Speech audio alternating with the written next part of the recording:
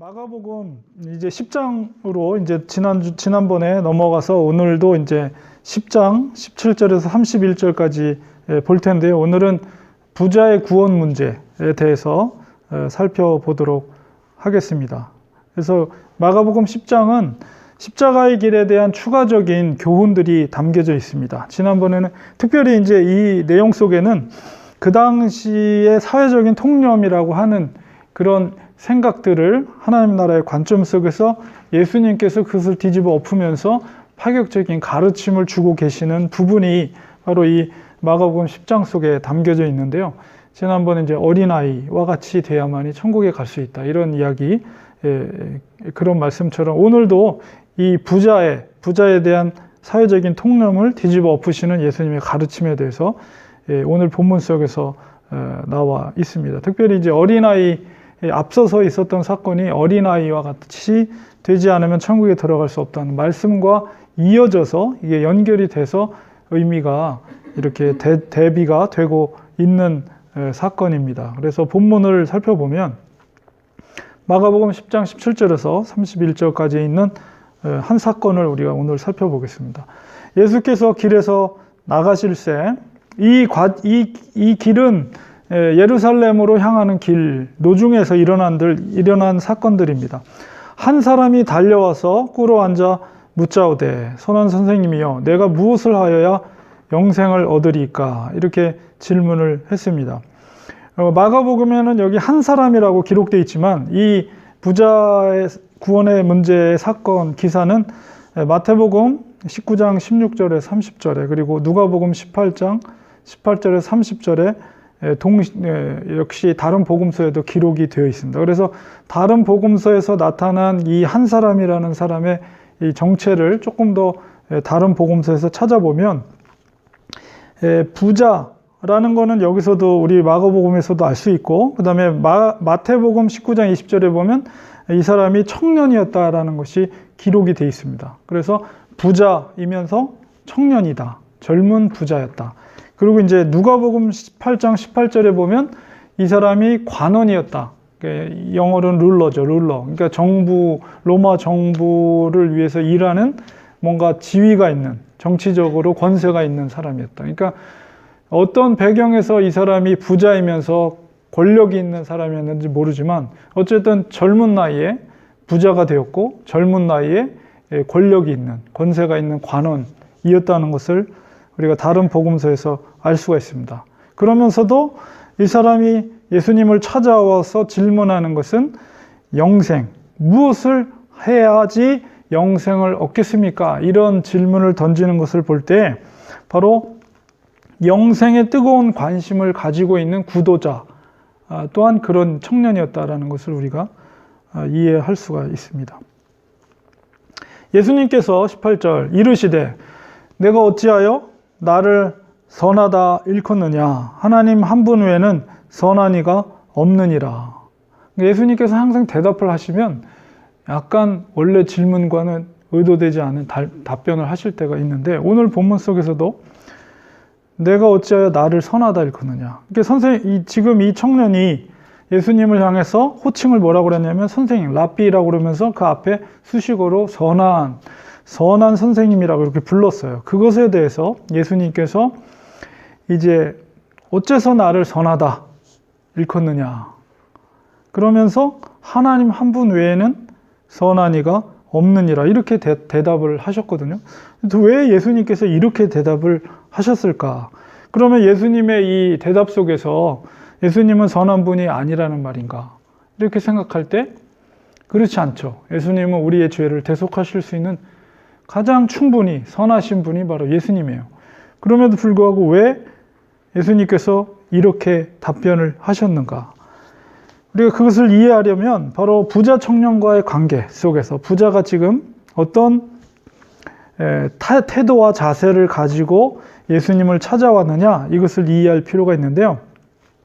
예수님께서 이 청년이 스스로 이제 답변하기를 예수님께서 이제 두 가지의 관심을 가졌죠. 선하다는 문제와 그 다음에 무엇을 해야 영생을 얻으리까? 이 두 가지 문제에 대해서 일단은 선하다는 문제에 대해서 먼저 이런 대답을 하신 다음에 이제 예수님이 무엇을 하여야 영생을 얻으리까에 대한 답변으로서 모세의 계명을, 십계명을 얘기를 하거든요.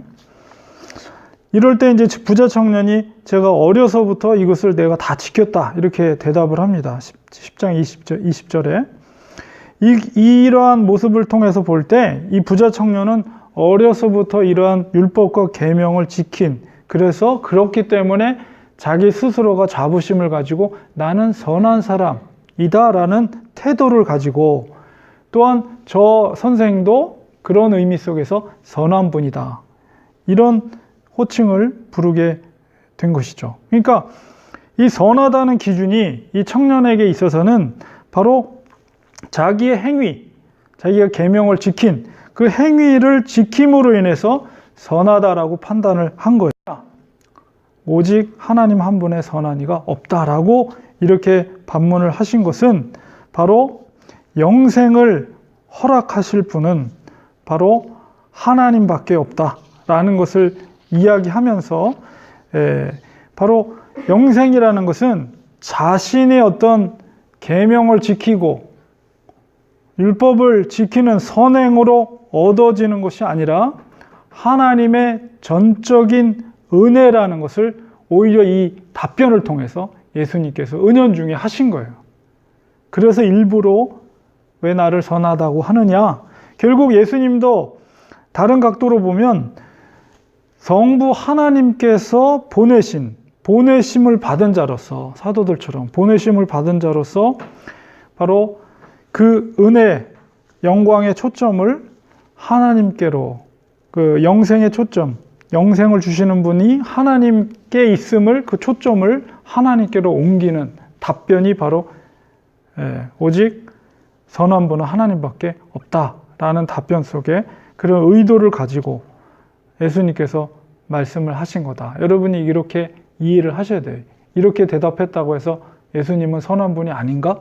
이렇게 의심을 하면 안 되는 거고, 예수님께서 일부러 그런 식으로 답변을 하신 것입니다.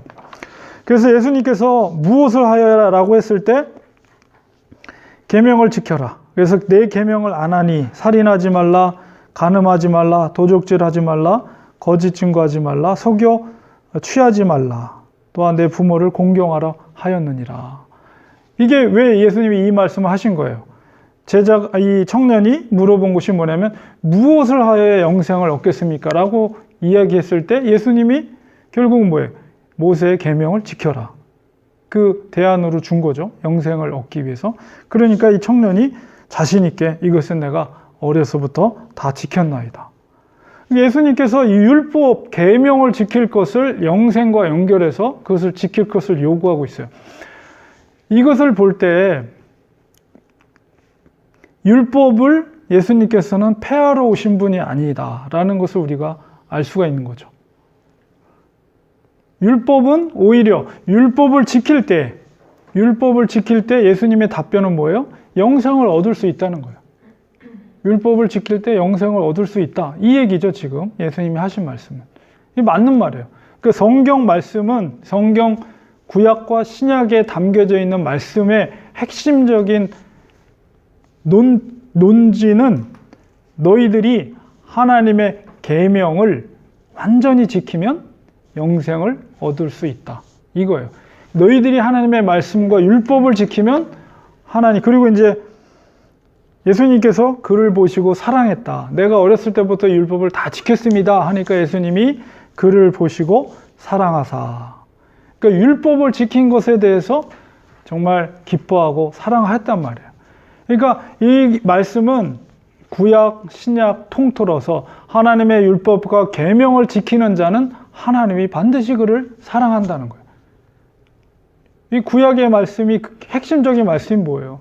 내 말을 좌우로 치우치지 않고 그 말씀대로 준행하고 그 말씀대로 지키면 너는 내 백성이 되고 내가 너를 축복해 준다. 이게 핵심적인 메시지잖아요. 예수님이 그 말씀을 하신 거예요. 그래서 우리가 율법을, 계명을 완전히 100% 지키면 영생을 얻을 수가 있습니다. 근데 문제는 뭐예요? 문제는 그렇게 지킬 수 있는 사람이 없다는 게 문제죠. 그러니까 예수님이 오신 거예요. 그렇기 때문에. 그래서 인간은 그 계명과 율법을 지킬 수 없기 때문에 결국은 율법이 정죄하는 죄와 그리고 결국은 죽음에 이르는 사망의 굴레 속에 놓여 있는 존재일 수밖에 없는 거죠. 예수님이 오신 목적이 그것입니다. 예수님께서 그가 율법을 지킨 것에 대해서 사랑하셨어요. 그러나 한 가지 부족한 것이 있다. 예수님이 다른 율법을 다 지켰지만 너가 지키지 못한 한 가지 율법이 있다는 거예요. 그 뭐냐면 나를 쫓으라는 거예요. 나를 쫓으라. 여기서 나를 쫓으라 라는 의미가 무엇입니까? 예수님을 쫓는다는 것. 예수님을 쫓는다는 것은 예수님께서 예수님을 따를 때 영생에 이를 수 있는 길이라는 것을 확신하고 따르는 거죠. 그러니까 예수님을 또한 그 의미는 모든 계명들이 모든 계명과 율법들이 결국 지향하고 있는 곳이 어디냐라고 했을 때 바로 예수 그리스도라는 거예요. 예수 그리스도를 향하고 있다는 것이죠. 그렇기 때문에 그 예수 그리스도를 따라가야 된다. 나를 쫓아야 된다라는 것을 이 청년한테 예수님이 말씀해 주셨어요. 그래서 예수님께서 모든 부자에게 다 재산을 다 버리고 다 팔고 다 나눠주고 나를 쫓아라 이렇게 하지 않았어요. 이 청년에게만 지금 이야기를 하신 이유는 뭐냐면 그렇기 때문에 예수를 쫓는다는 것은 예수께서 그 삶의 주관자가 되심을 믿고 따르라는 것이죠. 삶의 주인이 된다. 예수님이 삶의 주인이 된다는 것을 믿고 따르는. 근데 예수님은 뭘 보신 거예요? 그것을 가로막고 있는 큰 걸림돌이 있는 것을 예수님이 보신 거죠. 그 청년을 보고. 그게 뭐냐면 물질이에요. 물질. 그래서 예수님이 그 부자 청년에게 사실은 예수님 나를 쫓으라 하면 되는 거예요. 그런데 거기에 예수님이 추가로 먼저 말씀하신 게 뭡니까? 21절에 가서 내 있는 것을 다 팔아서 가난한 자들을 주라. 그냥 거저 주고 그리하면 하늘에서 보화가 내게 있으리라. 그리고 와서 나를 쫓으라. 이렇게 말하고 있어요. 그러니까 나를 쫓으라만 말씀하신 것이 아니고 그 나를 쫓는 데 있어서 이 청년에게 가장 큰 걸림돌이 되고 있는 그 재물의 문제에 대해서 예수님이 그것을 결단할 것을 촉구한 거죠. 나를 쫓으려면 너가 그 가로막고 있는 그 걸림돌을 제거해야만이 나를 쫓을 수 있다는 거예요. 그래서 그것을 그 한 가지를 요구하신 거죠. 결국 22절에 뭐라고 되어 있습니까? 그 사람은 재물이 많은 고로 이 말씀을 인하여 슬픈 기색을 띠고 근심하며 가니라. 결국 쫓으라 했으나 갔어요. 결국 뭐예요? 그 양쪽의 기로에 있는 거죠. 무엇을 선택할 것인가? 영생에 이르기 위해서 예수님께서 먼저 제시한 것은 모세의 계명을 지켜라. 다 지켰습니다. 그래도 한 가지 안 지키는 것이 있다. 바로 나를 쫓아라 라고 했는데 그 쫓는 데 있어서 결정적인 걸림돌이 되는 물질, 그것을 포기하지 못하고 그 예수님을 쫓는 것을 포기하고 결국은 재물을 택한 거죠. 그러니까 이것이 이제 앞에 있는 어린아이와 같은 것과 이 어린아이 사건과 연결되는 건 뭐냐면 예수님께서 왜 어린이를 칭찬했습니까?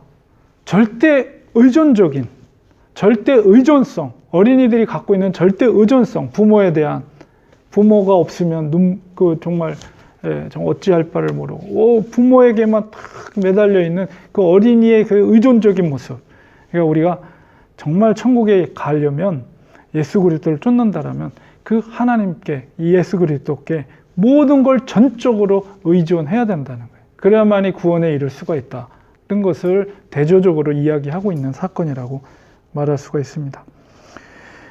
예수께서 23절에 둘러보시고 제자들에게 이르시되 재물이 있는 자는 하나님 나라에 들어가기가 심히 어렵도다 하시니 제자들이 그 말씀에 놀라는지라. 사실은 이게 그 당시의 사회적인 통념상에 제자가 천국에 갈 수 없다라는 것, 아니, 이제 부자가 천국에 들어갈 수 없다는 이야기는 그들이 갖고 있었던 사회적인 통념을 뒤집는 것이다. 오히려 부자들이 더 말씀도 더 많이 알고 더 많이 깨닫고 하기 때문에 오히려 더 천국에 갈 수 있는 가능성이 많을 텐데 라고 생각했던 제자들의 생각조차도 예수님은 뒤집어 엎으신 거죠. 그리고 그 비유를 통해서 말씀하시는 것이 약대가 바늘기로 나가는 것이 부자가 하나님 나라에 들어가는 것보다 쉬우니라 하셨습니다. 제자들이 심히 놀라 서로 말하되 그런즉 누가 구원을 얻을 수 있는가? 사실 이게 불가능한 일이죠. 낙타가 바늘기로 지나가는 것보다 지나가는 게 더 쉽다는 거죠. 부자가 천국에 들어가는 것보다도. 그러니까 부자가 천국에 들어가는 것이 얼마나 어려운가를 예수님께서 이 비유를 통해서 말씀하셨는데 제자들이 그 이야기를 듣고 그러면 누가 구원을 받겠습니까? 구원받을 자가 누가 있겠습니까? 이렇게 이야기할 때 예수님께서 저희를 보시며 가라사대 사람으로는 할 수 없으되 하나님으로는 그렇지 아니하니 하나님으로서는 다 하실 수 있느니라 이렇게 말씀을 하고 계십니다. 그리고 베드로가 여자와 가로되 보소서 우리가 모든 것을 버리고 주를 쫓았나이다. 예수께서 가라사대 내가 진실로 너에게 이르노니 나와 및 복음을 위하여 집이나 형제나 자매나 어미나 아비나 자식이나 전토를 벌인 자는 금세에 있어 집과 형제와 자매와 모친과 자식과 전토를 100배나 받되 핍박을 겸하여 받고 내세 영생을 받지 못할 자가 없느니라. 제가 연구 질문 속에 그 부분을 이제 그 두 번째 연구 질문으로 했습니다. 도대체 이게 무슨 말이냐? 예수 그리스도 복음을 위해서 이 다 모든 것을 버린 자는 금세 지금 현세에서 형제, 집, 자매, 모친, 자식, 전토를 100배나 받는다고 그래요. 이 도대체 무슨 말인가? 그리고 내세 영생을 받 그리고 또 더불어서 핍박을 겸하여 받고 내세 영생을 받지 못할 자가 없느니라. 예수님이 이렇게 말씀하시고 그러나 먼저 된 자로서 나중되고 나중된 자로서 먼저 될 자가 많으니라. 이 말씀에 대해서는 지지난주 주일날 저희가 생각해 보기 주일날 조금 말씀을 나눴습니다. 다시 한번 언급을 해드리겠지만은 이 부분은 마태복음 20장 1절 16절 끝부분에 있는 동일한 말씀인데요. 이 사건은 뭐냐면 마태복음에 있는 기록은 천국에 대한 비유를 예수님이 말씀하셨어요. 그래서 하루 동안에 노동자를 이제 부르는 거죠. 아침에 부른 사람 있고 점심에 불러 있고 그것이 약속된 시간 얼마 안 남기고 이렇게 부른 사람이 있는데 이제 똑같이 나중에 셈을 할 때 똑같은 금액을 줄 때 아침부터 왔던 사람이 컴플레인 하잖아요. 아니 왜 우리는 더 많이 일했는데 왜 똑같이 줍니까? 근데 내가 약속한 대로 주인은 약속한 대로 똑같은 내가 뭐 언제 더 준다고 그랬냐? 얼마 준다고 했지. 그래서 약속을 지키는 거 본데 이제 먼저 왔다는 사람이 일을 더 많이 했기 때문에 억울하다 이거죠. 뭐 더 주던가 아니면 저 사람들이 조금 덜 주던가 뭐 이렇게 해야지. 그럴 때 이제 마지막 말미에 이제 이 말씀을 하세요. 예. 그래서 이 의미가 무엇입니까? 지난번 생각해 보기에 말씀을 드렸죠. 그래서 그 금액을 주는 것은 천국 비유 속에서 그 동일한 금액은 바로 구원이죠, 구원. 그런데 이제 먼저 된 자보다 나중된 자 똑같이 구원을 받게 되는데 그때도 이런 말씀을 하시게 됩니다. 그래서 이 의미가 도대체 무슨 의미입니까? 제가 지난번 생각해 보기에 말씀을 드렸는데요. 우리가 이제 이 말씀을 우리가 생각해 보면 이제 바로 이제 오늘날 우리의 어떤 신앙생활에 있어서 바로 이제 끌어다가 적용시켜 버리는 것이 이제 오랫동안 뭐 어렸을 때부터 신앙생활을 했던 오랫동안 신앙생활을 했던 사람보다도 늦지막하게 나중에 이렇게 교회에 들어와서 믿음 생활을 했던 사람들이 먼저 뭔가 큰 일을 하고 이런 거를 이렇게 직접적으로 이렇게 결정 이렇게 연결을 하는데 그런 해석은 바람직하지 못하다. 제가 말씀을 지난주에 드렸고요. 이 의미는 그 비유도 마찬가지고 오늘 본문 속에서도 나타나는 말씀 속에서 그 문맥 속에서 우리가 이해할 때 여기서 먼저 된 자라는 것은 부자 청년과 같이 바리새인이나 먼저 이제 큰 그림으로 보면 이제 유대인들, 선민, 선택한 하나님의 백성들이라고 하는 사람들이 먼저 된 자라고 할 수가 있고 나중 된 자라는 것은 이제 큰 그림 속에서 보면 이방인들이 이제 나중에 사도 바울의 선교를 통해서 이방인들이 나중에 복음을 받아들이게 되는 것처럼 이 문맥 속에서 의미하는 것은 바로 그겁니다. 먼저 된 자라는 것은 이제 이미 선민이요, 이미 내가 율법을 알고 이런 의미 속에서 그리고 이제 이 문맥 속에서는 바로 이 부자 청년, 바리새인들 이런 사람들이 먼저 된 자다. 그리고 이제 나중 된 자는 이제 제자라고 볼 수가 있어요. 제자들. 그래서 사실은 신분적으로 보면 사실 이 뱃사람들과 권력 있는 부자 청년과 비교해 보면 정말 보잘것없는 존재들이죠. 제자들은. 그래서 오히려 보잘것없는 자들이 이제 하나님 나라에 있어서 구원받는 백성이 되고 하나님의 은혜를 받게 될 것이다. 라는 의미로 여러분이 해석을 하는 것이 바람직한 것이다. 여러분이 그렇게 이해를 하시라고 제가 지난번 말씀드렸습니다. 그래서 연구 질문을 제가 생각해 보면 마가복음 10장 23절에 예수님께서 제자들에게 재물이 있는 자는 하나님 나라에 들어가기가 심히 어렵도다 이렇게 말씀하시고 이제 이렇게 비유를 통해서도 말씀하셨는데 왜 재물이 있는 자는 하나님 나라에 들어가기가 어렵다고 여러분이 그것을 인정하고 수용한다면 왜 그렇다고 생각하십니까? 그렇다면 그리스도인들은 무조건 가난해야 할까요? 그리스도인이 가져야 될 재물과는 무엇이라고 생각하십니까? 이게 첫 번째 질문입니다. 그 다음에 이제 두 번째 질문은 마가복음 10장 30절 아까 제가 말씀드린 것처럼 예수님께서는 나와 복음을 위해 모든 것을 버린 자는 금세에 있어서 집과 형제와 자매와 모친과 자식과 전토를 100배나 받는다 이렇게 표현하고 있는데 도대체 그걸 버린 자가 진짜 100배를 받았는가? 100배를 받았는가? 현세에서, 금세에서. 이게 도대체 어떤 말씀인가? 무슨 의미일까?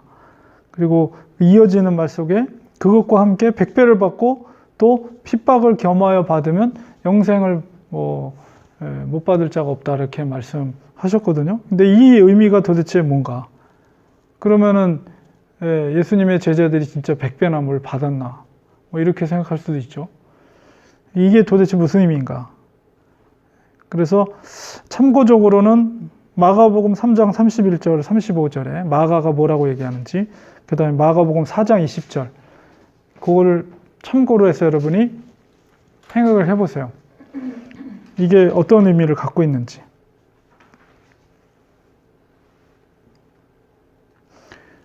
그래서 일단은 첫 번째 있는 다 연관되어 있는 문제 질문입니다. 1번이나 2번이나. 예수님께서 재물이 있는 자는, 그러니까 부자는 하나님 나라에 들어가기 진짜 어렵다 이렇게 말씀하셨는데 왜 그럴까요?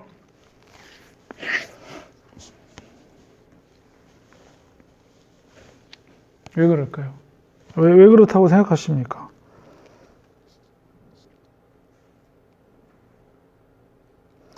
만약에 이것을 우리가 수용한다면 그렇다면 그리스도인들은 그러면 가난하게 사는 것이 그러면 좋은 건가? 가난하게 사는 게 좋은 건가? 우선순위 문제가 아닐까요? 네? 일단 네. 가난한 사람들은 네. 좀 그 믿음이 있으면 아무래도 하나님이 먼저 자기 우선순위 앞에 쓸 것 같아요. 다른 어떤 것들이 자기의 풍족하지 않고 부족함으로 인하여서 하나님께 의지하는 그 의존도가 훨씬 더 커질 것 같은데 부자가 되면 일단 자기가 가지고 있는 것들이 많고 자기가 거느리는 것들이 많아지게 되잖아요. 네. 뭐 사업체를 갖고 있다든가 돈이 많다든가 집이 많다든가 뭐 이런 식으로 그런 것들을 관리하는 과정에서 자기가 하나님 외에 다른 것들에 그런 우선순위를 줄 확률이 더 많아진다는 거죠. 그래서 그 부자가 더 들어가기 힘든 하나님은 전적인 자기를 의존하기를 원하시는데 부자에게는 그렇게 하기가 쉽지 않다는 거예요. 부자들은 너무 다른 것들이 가지고 있는 것들이 많기 때문에 네. 그런 뜻이 아닐까. 네. 좋은 말씀 하셨습니다. 그렇다면 그리스도인들은 무조건 가난해야 할까 이런 질문을 던졌는데 어떻게 생각하세요? 그것에 대해서는. 우리 박성부 집사님이 할 말이 말씀이 많으신 것 같은데. 부자가 아니면 모르겠어요. 부자가 되면 얘기를 했다고. 전부 똑같네요. 대답이 하나. 부자의 마음을 알 수가 없어. 부자가 돼서 답을 할 수 있을 것 같아요. 아들 부자잖아. 아들 부자. 딸 부자, 아들 부자. 그 입장에서 한번 생각해보시죠. 진짜 알고자 아들. 물론 한 집은 아들 셋, 한 집은 딸 셋. 네. 그냥 그 성경의 그 부자 청년이 그 고민을 했을 때 심정을 이렇게 내가 생각을 해보니까 재물로 인하여 가지고 그러니까 그게 그 사람을 이렇게 편안하게 한다거나 모든 그 활동하는데 의지 그러니까 간절함이 없어지는 거죠. 그러니까 예를 들어 가지고 이 마음이 뭐 그런 게 있으면은 이제 사람이 여유가 있고 그러면은 또 돈 문제만도 아니지만 사람이 어떻게 이제 여유가 있고 힘이 있고 그러면은 하늘을 팔게 된다. 그거 연관돼 가지고 그리고 생각이 다른 데로 가게 돼요.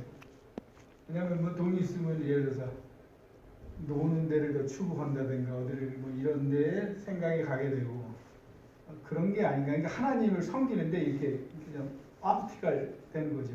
전적으로 이렇게 커밋먼을 이렇게 하는 데에 이렇게 좀 지장이 있지 않나 생각이 돼요. 의지하는 게 좀 있으니까. 네. 네. 그런 면에서 좀 그렇고. 왜 말씀하시는데 왜 좋은 말씀하시는데 우리 옆에서 계속 왜 눈치를 주고 계세요? 좋은 말씀하셨어요. 예, 예. 그런 거 같습니다. 그래서 다 하는 파는가. 그렇지는 않죠. 그렇게 될 확률이 방송에서 높고 봅시다. 우리 방송에서 봅시다. 놓고 무조건 가난해야 된다. 그건 아닌 것 같아요. 네. 그 성경에도 보면 하나님 잘 섬기고는 하나님이 축복해 주신다 그랬거든요. 네. 근데 그건 아닌 것 같아요. 근데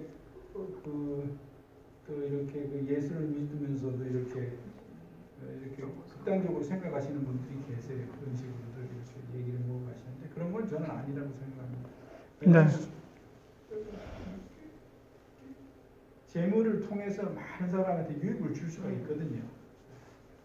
네. 그게 축복으로 그게 이렇게 나갈 수가 있고, 네. 그게 가지고 그냥 자기만 위해서 자기만 쓰면 그거는 그냥 축복이 될 수가 없는 거고. 네.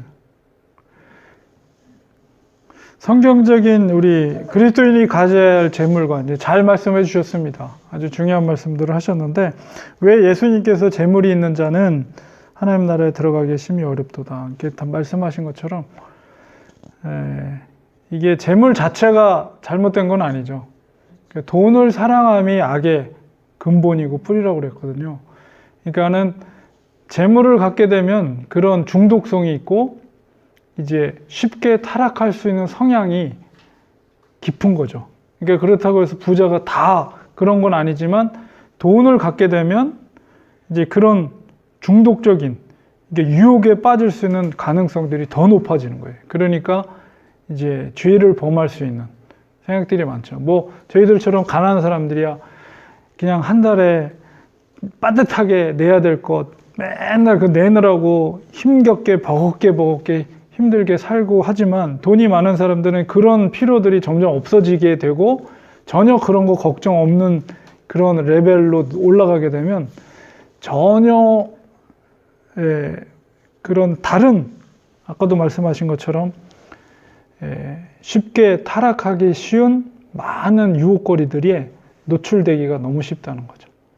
그리고 이제 물론 직접적으로 뭐 딴짓을 하거나 죄를 범할 수도 있긴 하지만은 자기 자신이 그 돈 자체가 일종의 힘이 되고 권력이 돼서 다른 사람을 쳐다보는 것도 굉장히 힘이 있고 높이 있는 사람처럼 교만해진다는, 결국 교만해지고 그것이 결국 하나님도 보이지 않는 사람으로 될 수 있는 그런 중독적인 아주 사탄이 즐겨서, 물론 가난한 자는 돈이 없는 거로 빠듯하게 사는 것 때문에 시험이 들게 하기도 하지만 돈이 많은 사람은 돈이 많기 때문에 그것으로 인해 쉽게 타락하게 할 수 있는 그런 돈의 재물의 습성이 있기 때문에 이 청년도 결국은 그 돈이 갖고 있는 유익을 포기하기 쉽지가 않은 거죠. 그것을 포기함으로 인해서 자기가 곤고하고 빠듯하게 살게 될 것이 두렵기도 하면서 자기가 있는 것을 누리고 있는 것을 포기하는 것도 두렵고 그런 것이 고민하게 만드는 거죠. 그래서 돈이라는 것이 그렇다는 거죠. 그렇기 때문에 그리스도인들이 그럼 무조건 가난해야 될까? 물론 우리가 빠듯하게 살고 힘들면 더 하나님을 의지하게 되죠. 자연적으로, 영적으로. 그렇다고 해서 그리스도인들이 가난하게 사는 게 미덕이냐? 그건 아닙니다. 하나님 말씀하신 것처럼 또 하나님께서 물질의 축복을 주시기도 하기 때문에, 그렇기 때문에 우리 그리스도인들이 가져야 될 재물과는 내 것이 아니라는 것. 그것을 항상 인정해야 돼요. 하나님이 물질을 부어주신 것이다. 하나님이 축복해 주신 거다. 그러므로 이것을 나는 관리를 하는 거지 내가 이것을 누리고 내 것이라고 생각해서는 절대 안 되는 거예요. 헌금을 드릴 때도 내 것 중에 일부를 내가 준다가 아니라 하나님의 것을 당연히 마땅히 하나님께 드린다는 믿음의 태도를 가져야 되고, 그 다음에 내가 사는데 넉넉함이 있다면, 아니 부족하더라도 하나님이 주신 것을 더 어려운 자들에게 나눠주는.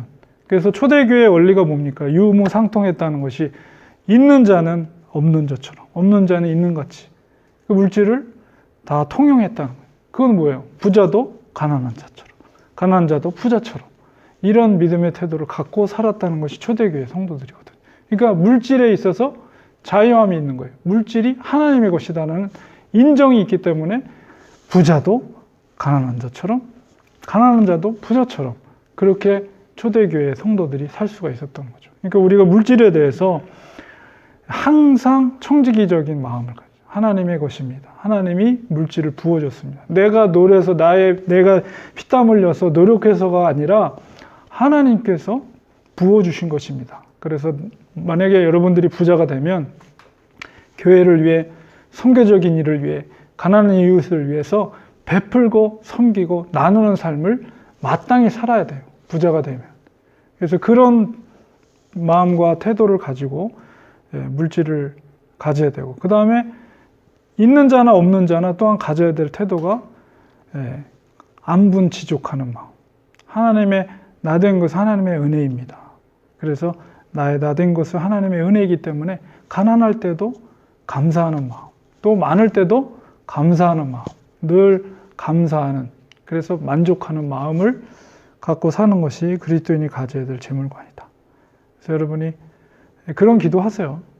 하나님 저에게도 많은 달란트 맡겨주시되 충성된 청지기로서 더 많은 것들을 유익함으로 하나님께 드릴 수 있는 청지기가 되기 원합니다. 물질을 부어주셔서 우리가 선교 일을 하려면 또 물질도 필요하고, 선교사님들 도와주려면 물질도 필요하고, 그러니까 또 우리 성도님들이 잘 돼야지 우리 교회도 그런 일들도 많이 하니까 여러분들 그런 재물관을 가지고 우리가 하나님 앞에 청지기적으로 이렇게 살아간다면 또 하나님이 또 축복해 주셔서 물질을 부어 주실 줄 믿습니다. 두 번째, 우리는 과연 금세에 있어서 정말 주님을 위해, 복음을 위해서 다 포기하면 금세 예, 그 모든 것에 100배를 받는다고 했는데 이 말의 의미가 무엇인가? 그 마가복음 3장 31절 35절에 있는 말씀이 우리 앞서서 보았던 내용을 우리가 리마인드 해보시면 예수의 어머니와 그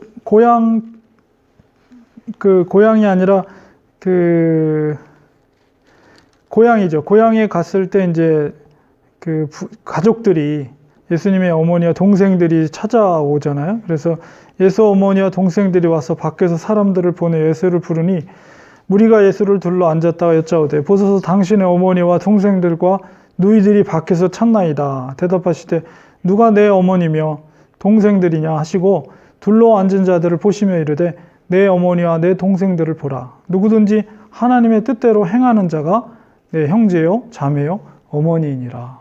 이런 말씀을 하셨습니다. 하나님의 뜻대로 행하는 자, 예. 그리스도 공동체에 있는 모든 사람들은 내 형제며 자매며 어머니다. 이렇게 예수님 말씀하시고 마가복음 4장은 뭐라고 그랬어요? 이 마가복음에는 비유가 많이 안 나오는데요. 마가복음 4장에 4가지의 비유가 나오는데 그 비유 중에서 4장 20절에 보면 좋은 땅에 뿌려졌다는 것은 그 말씀을 듣고 받아 30배, 60배, 100배의 결실을 하는 자니라. 이런 말씀을 하시거든요. 그래서 이 말이 금세 있어 집과 형제와 자매와 모친과 자식과 전토를 100배나 받는다는 말이 눈에 보이는 물질적인 것이 아니다라는 거죠. 이것은 하나님 나라의 풍성함을, 그러니까 우리 마가복음 4장에 있는 비유 4가지 영이 뭐예요? 천국, 하나님 나라의 풍성함을 비유로 말씀하시는 거죠. 저 씨 뿌리는 비유는 말씀의 풍성함, 말씀을 따라 순종할 때, 그것을 순종한다는 하나님 나라의 백성이죠. 순종할 때 100배의 열매를 맺는다. 그 다음에 작은 겨자씨가 큰 나무를 이루어서 거기에 깃드는 새들이 많이 있다. 이것은 뭐예요? 그것도 역시 천국의 풍성함을 나는. 그래서 우리가 예수 그리스도를 영접함으로써 우리가 누리게 되는, 이 땅에서 우리가 누리게 되는 어떤 육체적인 즐거움이 아니라 누리게 되는 복이라는 것은 그런 이 땅에서 누리는 어떤 육체적인 것의 100배 그 이상의 은혜와 복을 우리가 받는 거죠. 하나님 나라의 백성이 된다는 것은 그 의미가 담겨져 있는. 그리고 더불어서 바로 핍박을 겸하여 받는다. 그래서 뭐예요? 그렇게 이 땅에서 하나님 나라의 백성으로서 살면서 너희들이 그것으로 인해서 나와 예수 그리스도 복음을 위해서 너희가 핍박을 더불어서 받게 된다면 영생을 받지 못할 자가 없느니라. 예수님이 말씀하셨어요. 그 핍박을 받는 것은 오히려 너희들에게 복이라는 것. 그걸 하나님 나라의 원리를 이야기하고 있는 거죠. 이 말씀은. 그래서 이게 우리가 그냥 물질적인 복을 뻥튀기 100배나 뻥튀기해서 내가 이만큼 투자했는데 뻥튀기해서 100배가 돼서 나한테 돌아온다 이 얘기가 아니고 이것은 하나님 나라의 풍성함을 이렇게 말씀을 하신 거예요. 그래서 이거보다 오히려 사실은 더 큰 은혜죠. 우리가 하나님 나라의 백성이 된다는 것은, 하나님 나라의 가족이 된다는 것은. 예수님께서 누가 내 어머니고 너 자매고 형제냐라고 했을 때 하나님의 뜻대로 행하는 자가 내 형제요 자매요 어머니라 이렇게 말씀하셨잖아요. 우리가 그 형제가 된다는 것은 이렇게 엄청난 축복을 받는 것이다. 우리가 너무 쉽게 그런 구원에 대한, 그리고 하나님 나라의 자녀가 된다는 것에, 하나님 나라의 가족이 된다는 것이 얼마나 놀라운 축복인가에 대해서 너무 쉽게 우리가 잊고 살아가지만 이제 곧 주님이 오시고 우리가 마지막 호흡이 끝나는 날 그게 이제 분명하게 큰 축복인가를 이렇게 깨닫게 되겠죠. 그러나 지금 우리가 그 믿음이 있다면 이미 우리는 천국에 사는 하나님의 백성들이다. 이렇게 말할 수가 있습니다. 그런 의미가 담겨져 있는 거예요. 그래서 마가복음 어떤 구절을 우리가 해석할 때는 항상 그 본문 속에서 그리고 전체 책 속에서 이게 어떤 의미를 담고 있는가를, 왜냐하면 우리가 성경이 기록된 것은 성령님께서 사람들을 통해서 이제 쓰게 하신 건데 그것을 이제 기계적으로 쓴 게 아니고 유기적 영감이라고 그래요. 그러니까 그 사람의 경험, 인생의 경험, 그 사람의 지식, 그 사람의 가치관, 그 사람의 생각, 이런 것들을 다 무시하지 않고 그것을 이용하셔서 성령의 감동을 통해서 글을 쓰게 한 거예요. 그게 성경이 된 거예요. 그래서 마가에게 그런 은혜를 주셨고, 마가가 갖고 있는 제자도, 마가복음 전체에 흐르고 있는 마가가 이야기하고 싶은 그 제자도, 물론 그 제자도에 영향을 미친 건 베드로겠죠. 그래서 그 모든 것들이 녹아져서 복음서가 되고 성경이 된 거거든요. 그렇기 때문에 그 본문을 무시해버리고 그것을 뚝 떼다가 우리가 갖고 있는 어떤 가치관으로 그것을 바로 해석해버리면 오류가 생기는 거예요. 잘못된 해석. 그리고 원래 성경이 말하고 있는 의도와는 다르게 우리가 성경을 번역하게 될 수가 있다는 거죠. 그렇기 때문에 성경을 우리가 깊이 있게 연구하고, 또 그리고 이 저자라든가 사회적인 배경, 시대적인 배경, 이런 것들을 충분히 이해해야지 우리가 마가, 그 시대, 그 당시에 마가가 어떤 생각으로 이 글을 썼는지의 의도를 우리가 정확하게 파악할 수가 있는 거죠. 그래서 성경을 우리가 바로 이해하게 되는 거예요. 무조건 읽는 것보다도. 모든 성경책은 다 그렇게 돼 있습니다. 그래서 그런 원리를 가지고 우리가 성경을 접근을 해야지 우리가 잘못된 길로, 성경을, 똑같은 성경을 보더라도 어떤 교리와 어떤 생각을 가지고 접근하냐에 따라서 아주 괴상한 이단이 나올 수도 있고요. 정말 아주 정통한, 그리고 정말 하나님이 기뻐하시는 그런 건강한 교회가 나올 수 있다는 거예요. 우리가 말씀을 잘, 정말 건강하게 우리가 해석을 해야만이 그 속에서 진정한 하나님의 뜻을 발견할 수가 있는 것입니다. 다음 주에 소그룹 모임 연구 질문은, 첫 번째는 마가복음 10장 38절에서 이제 요한과 야고보가 영의정 자의정 자리 좀 주세요 이렇게 했을 때 예수님께서 말씀하실 때 너희가 나의 잔과 내가 받을 세례를 너희들이 받을 수 있겠느냐 이렇게 다시 물어보시죠. 거기서 말하는 잔과 세례가 어떤 의미를 나타내는지 여러분 읽으시면서 한번 생각해 보시고요. 두 번째는 마가복음 10장 47절 이제 마지막 소경 바디메오의 기사가 이제 나오는데, 거기서 바디메오가 예수님을 향해 외치잖아요. 다윗의 자손이요 나를 불쌍히 여기소서 이렇게 외치는데, 그 말 속에서 느낄 수 있는 바디메오의 태도는 무엇이라고 생각하십니까? 그리고 그에게서 우리가 그 기도의 태도를 배울 수 있을까요? 이런 아주 바디메오는 의미심장하게 마가가 여기에 자리를 두고 있는 거예요. 제가 말씀드렸죠. 처음에 소경 사건과 마지막 바디메오 사건 중간에 이제 그 모든 그 예수님의 그 세 가지 순환 예고가 기록되어 있어요. 이게 샌드위치 기법으로 이렇게 글을 많이 썼어요. 마가가. 그래서 이것도 처음에 앞에 있던 소경 사건이 있었고, 이제 마지막 샌드위치 속에서 마지막 이제 그 덮고 있는 바디메오의 사건으로 이제 그 부분이 단락이 이제 이렇게 완료가 되는 부분이거든요. 그래서 마가는 의도적으로 굉장히 중요한 인물로 이 바디메오를 자리하고 있다는 거죠. 그래서 이 부분은 바디메오의 사건은 아주 유심하게 잘 읽어보세요. 그리고 앞에 있는 사건과 기도에 비교해 보시고 앞에 있던 여러 사건들과 바디메오가 어떤 다른 점이 있는지 그런 거를 읽으시면서 마가의 의도가 무엇인가 이런 것들을 생각하면서 한번 읽어보시면 독특성, 이 바디메오에 발견될 수 있는 독특성이 있습니다. 물론 마가가 의도한 거겠죠.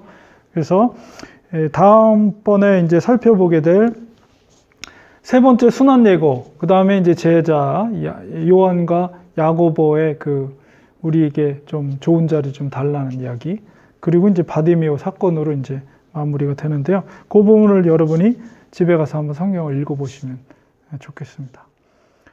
기도하고 마치겠습니다.